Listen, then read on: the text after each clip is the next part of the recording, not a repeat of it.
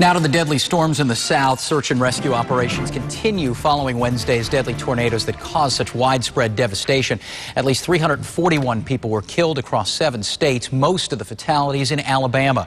Search teams are going from one destroyed house to the next. Authorities say they are still looking for survivors, but say they've also begun to enter the recovery phase. In Tuscaloosa County alone, the mayor says 570 people are still missing, and they are trying to track them down. As we just showed you, Tuscaloosa, Alabama was an area hit very hard by these storms. And maybe the hardest hit area is a community there called Alberta City. News Channel 5's Michael Williams is the only local reporter and anchor on the scene. He joins us with more on how this little community was literally torn apart. Good evening, Michael.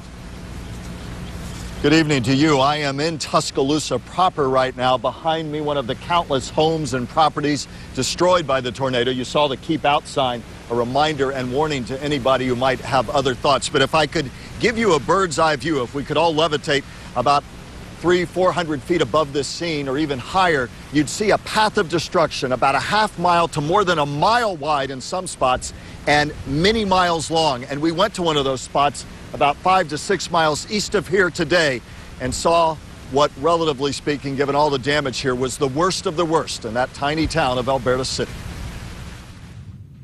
The tornado exploded Alberta City, just east of Tuscaloosa. Almost everything here is flattened, turned inside out. You're standing in what used to be my apartment.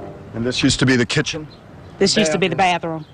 Miriam Crawford moved into this apartment only weeks ago. She survived huddled in her bathroom while the entire second floor blew away around her and her neighbors. I prayed.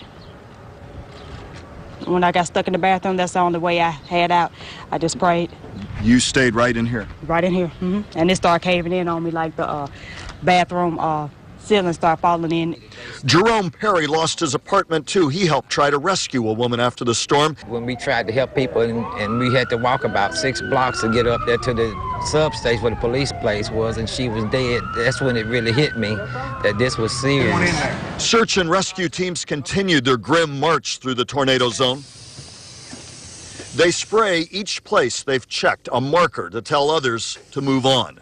Mike Keith must move on. The disabled vet escaped with his life and little else. It's bad, but it's nothing you can't get through. If God spares your life, you're lucky. You know, that's the main thing.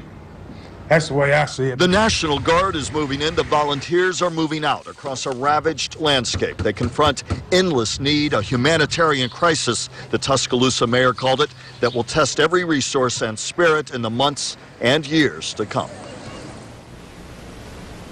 The tally in lost lives, not yet done. The financial tally, not even really begun. It will be on into the billions of dollars, certainly.